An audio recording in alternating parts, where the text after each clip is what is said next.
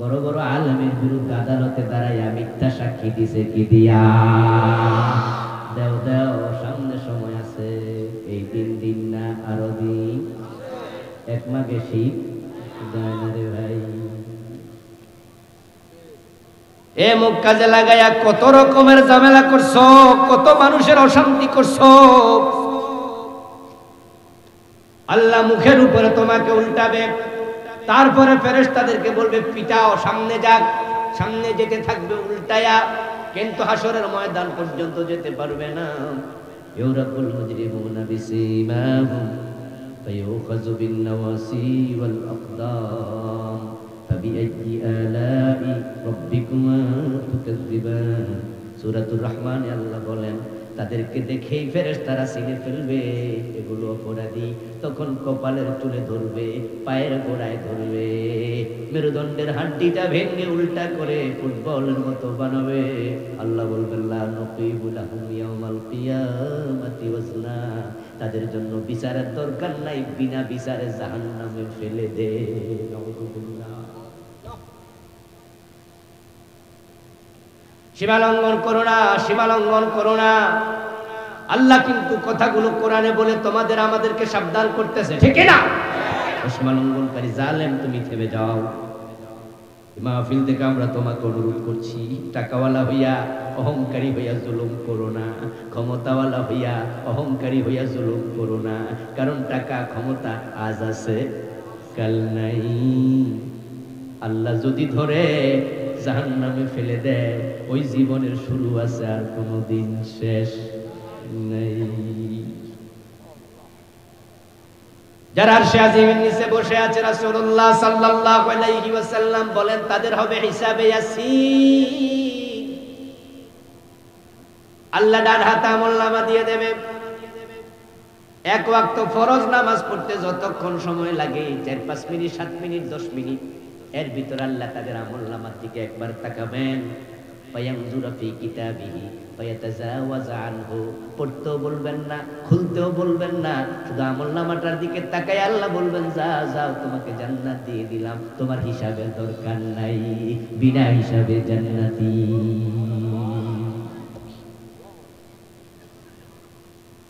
ওরা সৌভাগ্যবান মুমিন, তারা চলে যাবে জান্নাতে সামান্য সময়ের ভিতরে।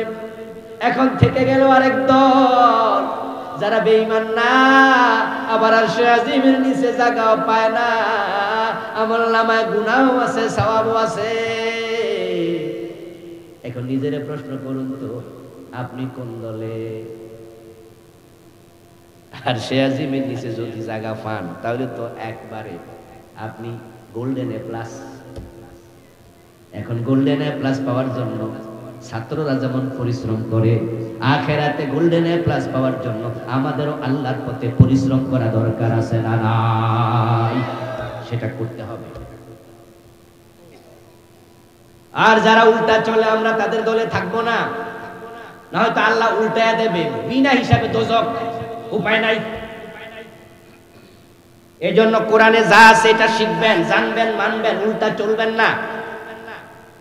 আমরা পেট থেকে, মায়ের পেট থেকে আসার সময় কোন দলের কর্মী হয়েছি?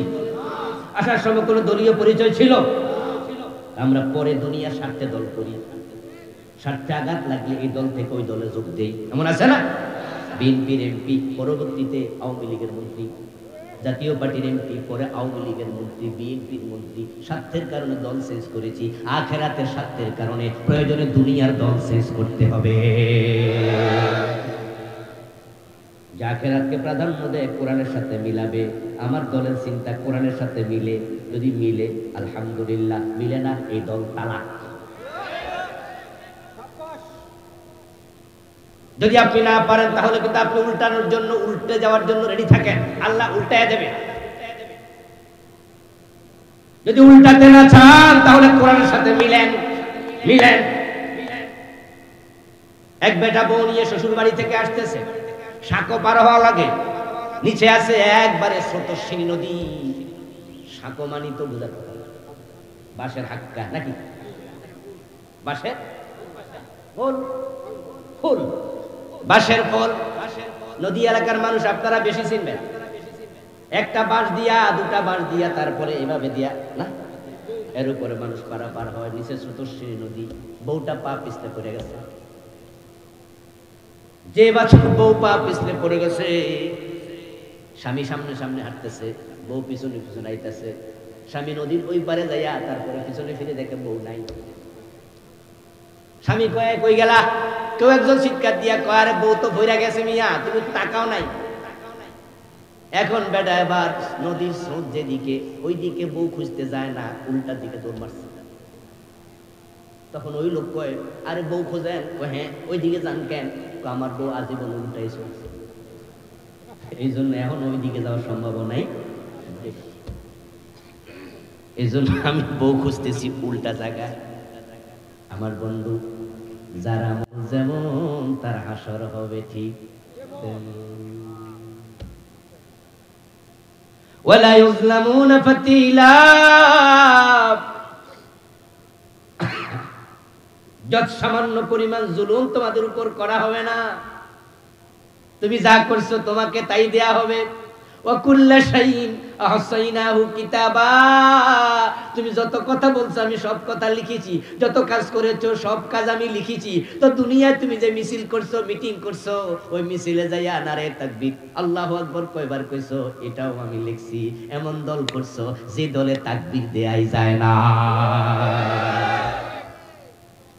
এমন দল করছেন যে দলের মিটিং এ নারে তাকবীর বলার সিস্টেমই নাই, আল্লাহু আকবার কওয়ার সিস্টেমই নাই। হুম্মাম কাদের চৌধুরী, সালাউদ্দিন কাদের চৌধুরী ছেলে সিটাঙ্গে এক মিটিং এ নারে তাকবীর কইছে, পরে দেখিয়ে নিয়ে দৌড়াদৌড়ি শুরু। সাংবাদিকরা কয় বিতর্কিত স্লোগান দিছে, নাউযুবিল্লাহ। আল্লাহু আকবার কোন দলের স্লোগান না, এটা সকল মুসলমানের স্লোগান, ঠিক না? জন্মের পরে কানে আওয়াজ কি? আল্লাহু আকবার আজান। আবার যখন তুমি মরে যাইবা, তোমার জানাজার নামাজ সামনে দাঁড় করায় লাশ, সেখানেও বলা হবে আল্লাহু আকবার। তুমি দুনিয়াতে আসতে আল্লাহু আকবার, বিদায় আল্লাহু আকবার। সেই তুমি কিনা দলের মোহে অন্ধ হইয়া কয়টা বিতর্কিত স্লোগান। তারপরে এক নেতার কাছে সাংবাদিক গেল, এক মেয়ে সাংবাদিক যাই বলতেছে যে হুম্মাম কাদের তো নারে তাকবীর আল্লাহু আকবার কইছে, কই এটা তার ব্যাপার, এটা আমরা দলের ব্যাপার না। আস্তাগফিরুল্লাহ। যেই দল করলে নারে তাকবীর বলা যায় না, ওই দল করলে আল্লাহ তোরে উল্টায়া ছাড়বে, তোর উপায় নাই। উল্টা হওয়ার জন্য রেডি থাকো। এখন যারা হাসরের মাঠে ঢুকলো, তারা ঢুকে দেখবে হাসরের মাঠ আমার তৈরি, সূর্য মাথার উপরে, এক বিগত দূরে। কোন কোন হাদিসে পাওয়া যায় মিকদারে মিল, সুরমাদানির শলাকার দূরত্বে সূর্য। তারপরে সেখানে 50,000 বছর গায়ের ঘাম বের হতে হতে মানুষগুলো ঘামের মাঝে ডুবে থাকবে। সূর্যের তাপের কারণে ঘামগুলো গরম পানির মতো উতরাতে থাকবে। এ লম্বা সময় থাকবেন কেমনে? মানুষের বানানো কথা নয়। তারুজুল মালাইকাতু ওয়ার রূহু ইলাইহি ফি ইয়াউমিন কানা মিকদারুহু 50,000 সানা।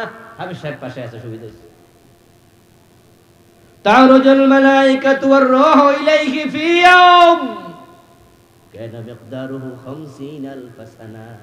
আল্লাহ কই কিয়ামতের দিবস সেটার লম্বা হবে 50,000 বছর। এই 50,000 বছর আবার দুনিয়ার হিসাবে নয়। ইন্না ইয়াওমান ইনদা রাব্বিকা কাআলফি সানাতিন মিম্মা তাউদ্দুন। আরে কায়েত আল্লাহ তাআলা বলেন তোমাদের 1000 বছর আল্লাহর কাছে একদিন। তাহলে আল্লাহর 50,000 বছর আমাদের কতদিন? এই ঘামের মাঝে উতরানো, ঘামের মাঝে থাকবেন কেমনে? তাই হাসরের ময়দানে আল্লাহ আমাদের ঢুকায় কষ্ট দিও না, আর সে আজিমের নিচে থাকার জায়গা করে দিও। চিৎকার দিয়া বলেন আল্লাহুম্মা আমিন।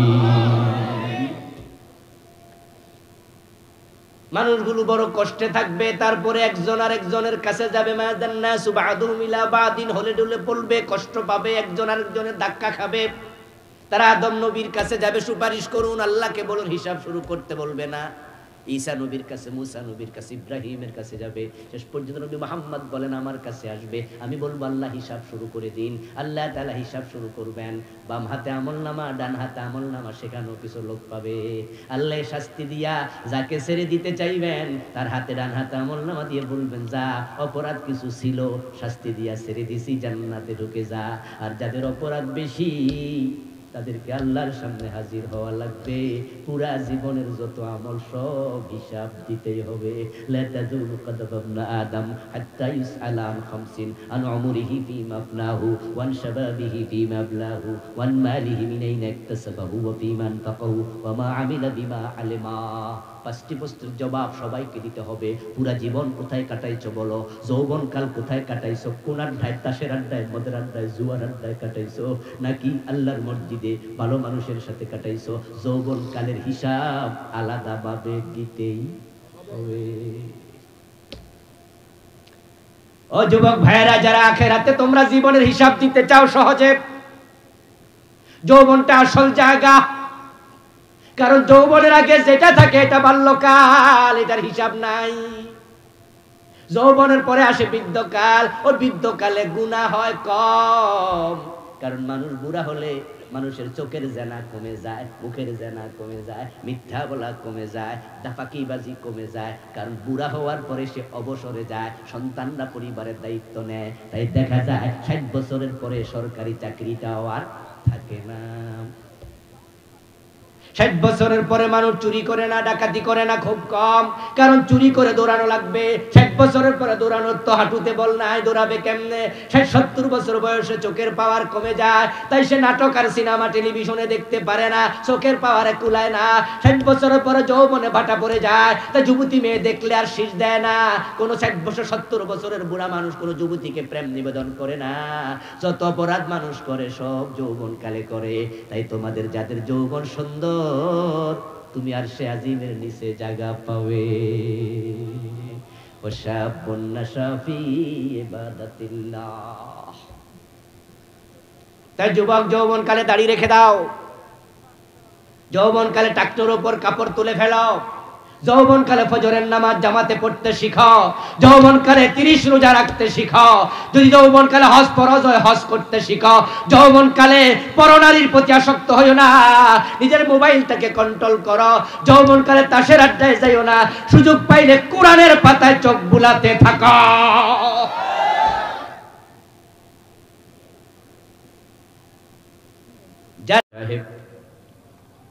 সম্মানিত প্রধান অতিথি, নিকলি বাজিতপুর সংসদীয় আসনের মাননীয় সংসদ সদস্য জননেতা জনাব আলহাজ আফজাল হোসেন সাহেব, সম্মানিত বিশেষ অতিথি 4 নং নিকলি ইউনিয়ন পরিষদের সম্মানিত চেয়ারম্যান জননেতা জনাব করার শাহরিয়ার আহমদ তুলিফ সাহেব, আল্লাহ তাআলা আমাদের সভাপতি, প্রধান অতিথি, বিশেষ অতিথি সহ সকল অতিথিবৃন্দকে দিনের জন্য কবুল করুন। আমার পূর্বে কোরআন এবং হাদিস থেকে অত্যন্ত চমৎকারভাবে আলোচনা উপস্থাপন করেছেন বিশিষ্ট মুফাসসির কোরআন, বাইতুর রহমান কমপ্লেক্স জামে মসজিদের সম্মানিত খতিব মুহতারাম মৌলানা জহিরুল ইসলাম আল জাবেরি সাহেব।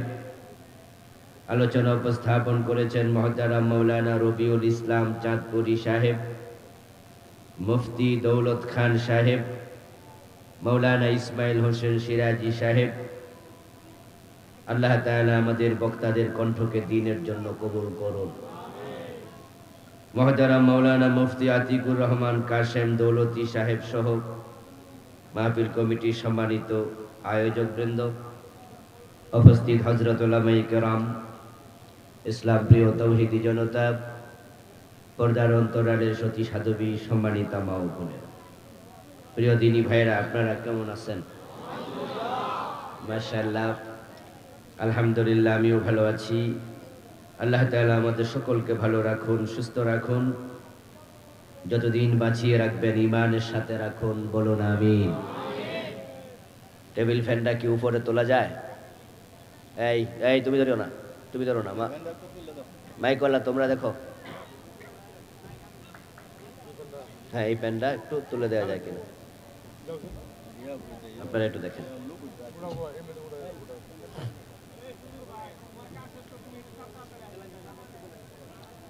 প্যাচ লাগাই দেবেন।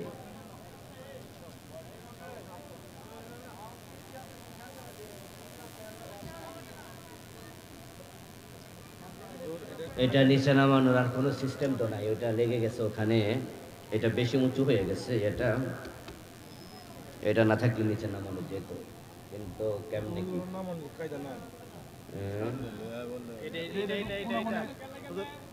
এটা এটাকে ওইদিকে নেওয়া যাবে, এটা এক সাইড করে ফেলেন তো। হ্যাঁ এই না কোরআন শরীফ আছে তো, এটা ওইদিকে নেন, একদিকে টেনে নিয়ে যান, আবার ওইদিকে হোক এদিকে একদিকে নেন, তাহলে ওইদিকে নেন, আপনার দিকে নেন। জি সাবধান সাবধান সাবধান, আরেকটু আরেকটু। হামদান কাসীরা তাইয়িবান মুবারাকান ফীহি। প্রিয় দিনী ভাইরা, আলোচ্য বিষয় হলো কিয়ামতের ভয়াবহতা। কিয়ামত নিয়ে আলোচনা আমরা কেন করব? কিয়ামতের আলোচনা আমাদেরকে স্মরণ করিয়ে দেয় আল্লাহর সামনে সবাইকে হাজির হওয়া লাগবেই, আর আল্লাহর সামনে হাজির হওয়ার উদ্দেশ্য একটাই, দুনিয়ার হিসাব দেয়া। মানুষকে আল্লাহ তাআলা হাসরের ময়দানে একত্রিত করবেন শুধু হিসাব নেওয়ার জন্য। আল্লাহ মানুষের আমল নামা ওজন করবেন। আল ওয়াজনু ইয়াউমাইযিনিল হক, ফাম্মা মান সাকুলাত মাওয়াজিনুহু ফাহুয়া ফি ঈশাতির রাদিয়াহ। সেদিন ওজন করা হবে আমল, এটা নিশ্চিত।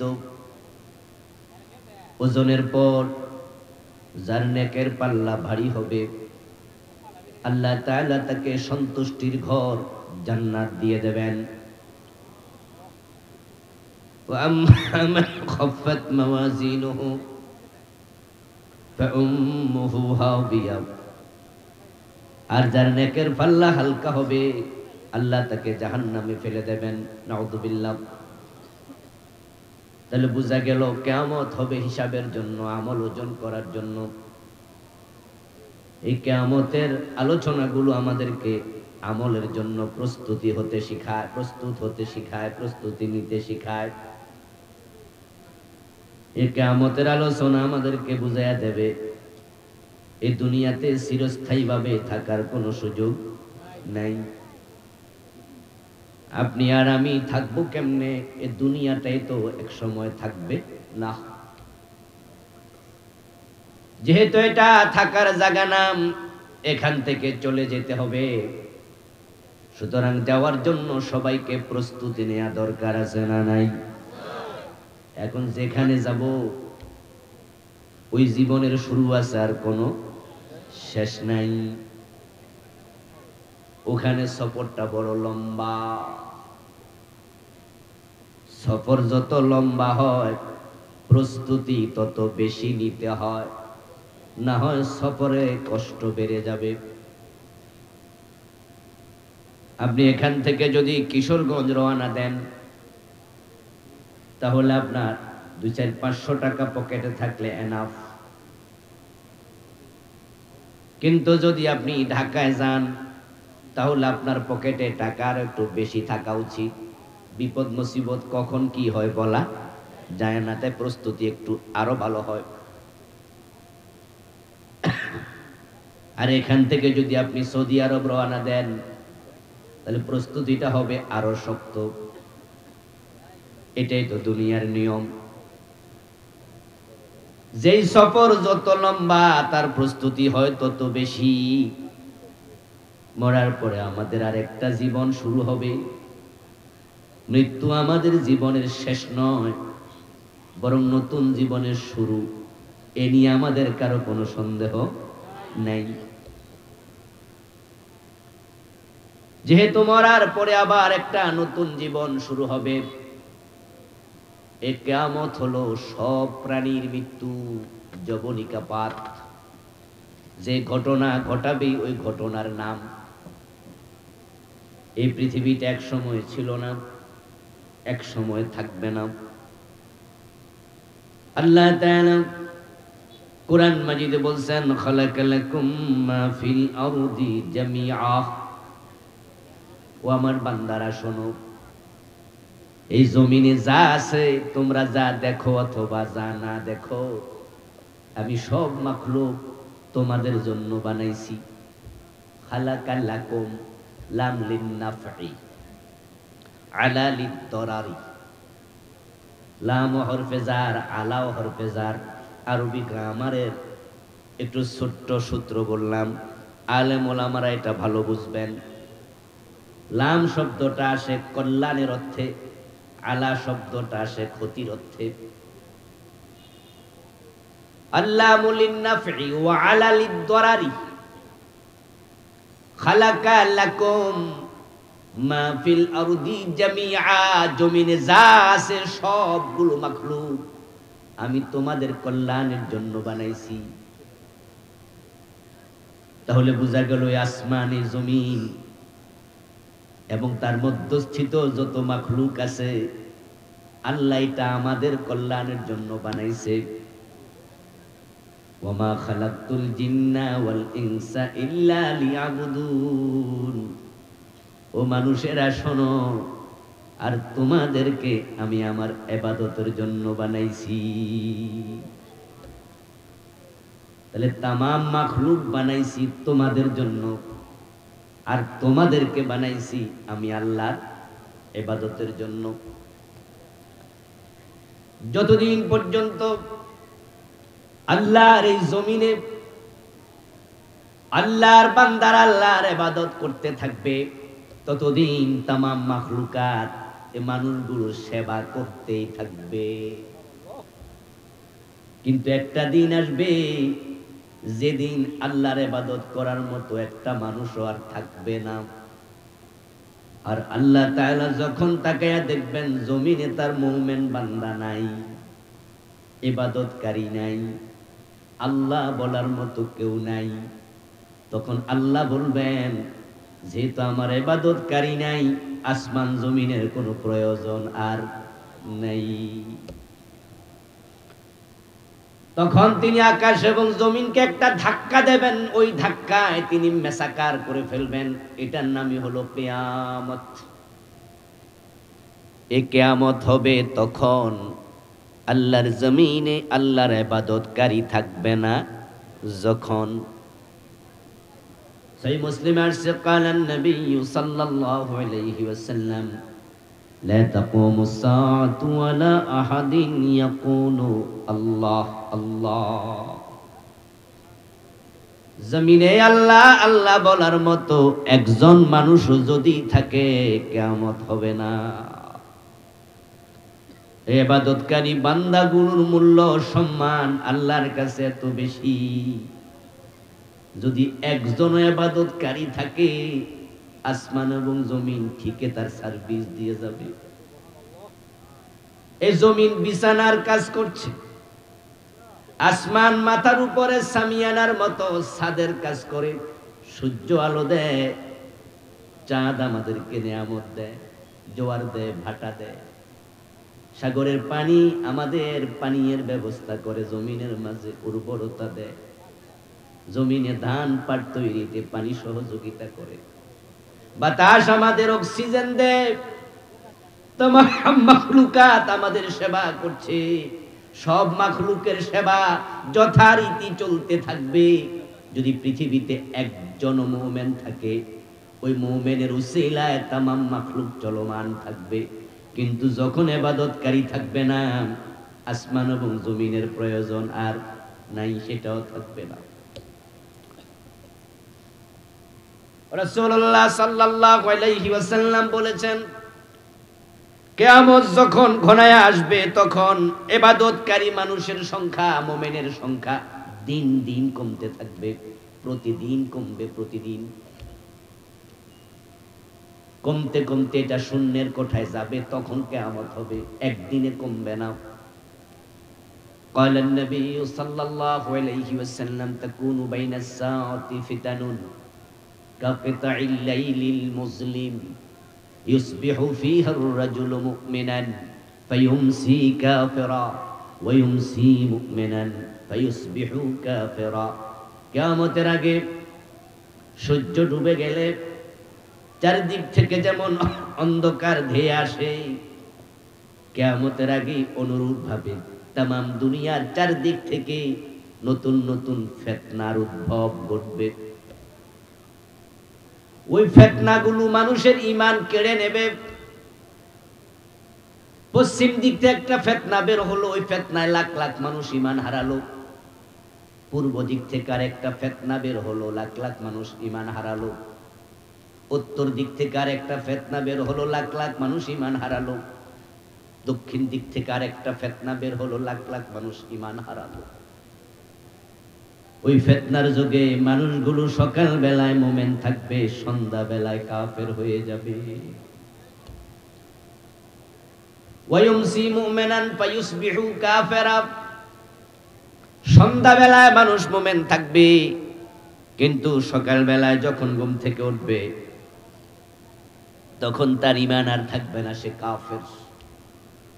অর্থাৎ রাতের বেলায় এমন কোন কথা বলেছে, এমন কোন কাজ করেছে যেটা কুফরি কালাম ছিল, কুফরি আমল ছিল, আর কুফর করার সাথে সাথে ঈমানটা চলে যায়, মানুষটা কাফের হয়ে যায়। قال النبي صلى الله عليه وسلم ياتي على الناس زمان يجتمعون في المساجد ليس فيهم مؤمنون।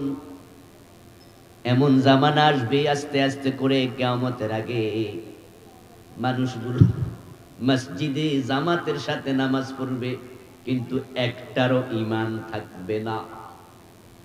ইমাম সাহেবও বেঈমান অথচ নামাজের ইমামতি করতেছে, মুয়াজ্জিন বেঈমান অথচ সে আযান ইকামত দিচ্ছে, খাদেম সাহেব বেঈমান মসজিদ ধোয়া মোছা করেছে, মুসল্লি সব বেঈমান ইমামের পিছনে দাঁড়ায়া নামাজ পড়েছে।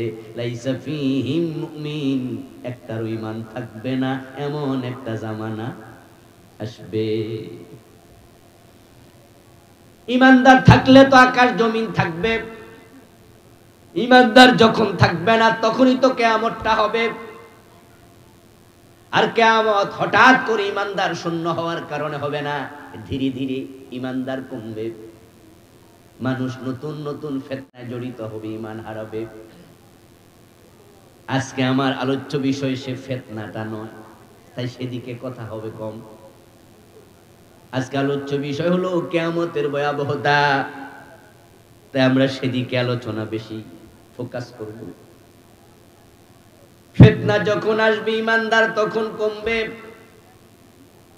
ইদানিং কালে আমাদের দেশেও কিছু ফিতনা এসেছে, যে ফিতনাগুলো 10 বছর 20 বছর আগে ছিল না। নতুন নতুন ফিতনা নতুন নতুন ঈমান হারার কারণ ঘটাবে। এই যে কাদিয়ানি নামে একটা ফিতনা, আজ থেকে 300 বছর আগে এটা ছিলই না। আজকে যত কাদিয়ানি আছে সবগুলো কাদিয়ানি কাফের, কিন্তু আজ থেকে 300 বছর আগে কাদিয়ানি নামে কোনো ফিতনাই ছিল না, ফেরকা ছিল না, দল ছিল না। কারণ গোলাম আহমদ কাদিয়ান, ওর জন্ম 1835 সালে, 1835 সাল, এখন চলছে 2023। তাহলে 2023 থেকে 1835 বাদ দিলে পাবেন 200 বছর। তাহলে যে ফিতনা কাদিয়ানি, আজকে কয়েক লাখ লোক কাদিয়ানি, সবগুলো কাফের, অথচ যদি এই ফিতনাটা না থাকতো এই মানুষগুলো মুমিন থাকতো। এই ফিতনার কারণে এই লোকগুলো ঈমান শেষ।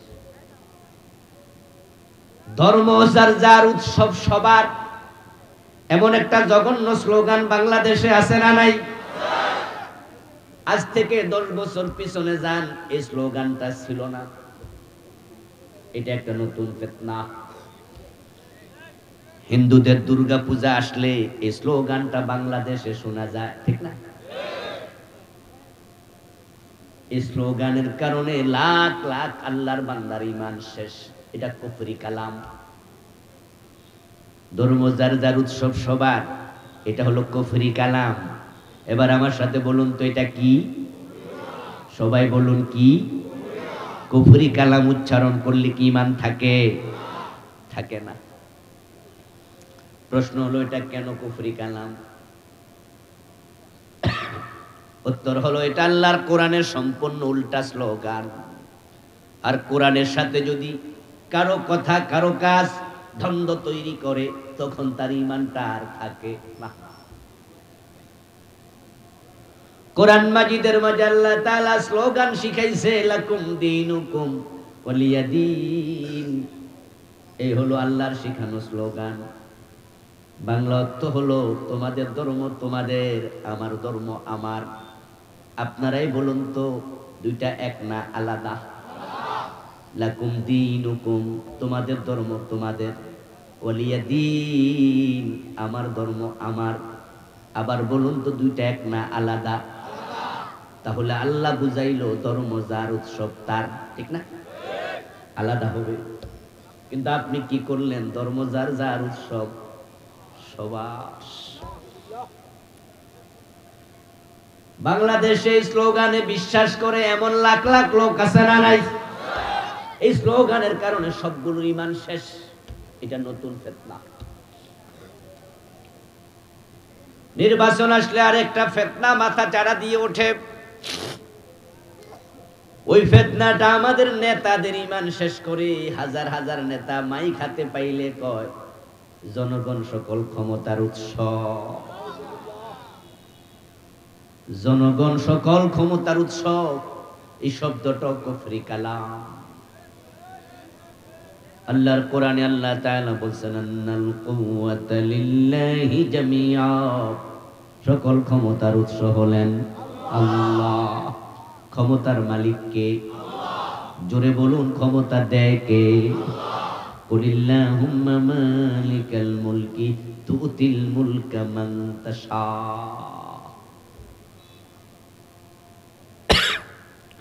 2023 সনে এক নতুন ফিতনা ছিল। আল্লাহ শুকরিয়া, ফিতনা আপাতত আমরা থামাইতে পারছি। ওই ফিতনার নাম ছিল বিবর্তনবাদের ফিতনা। যারা আপনারা শিক্ষিত সচেতন তারা জানেন। ক্লাস 6 এর সমাজ বইতে 114, 115, 116 এই 3 পৃষ্ঠার মাঝে বান্দরের ছবি দিছে, মানুষের ছবি দিছে। তারা সেখানে বুঝাইছে মানুষ নাকি বাদর থেকে এসেছে।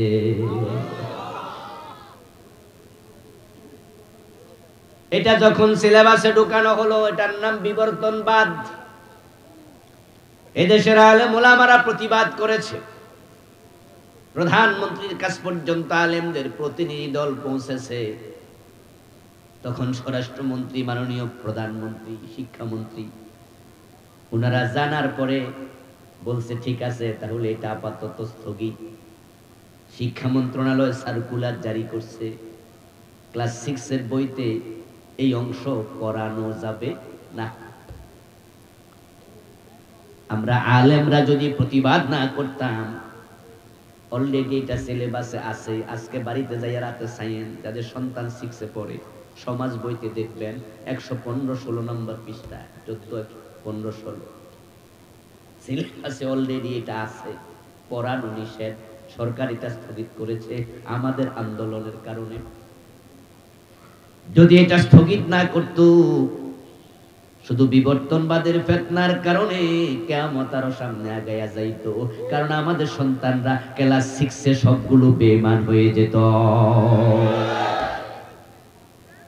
এই নতুন ফিতনা সবগুলো বাচ্চাকে আমাদের বেঈমান বানায় ছেড়ে দিত।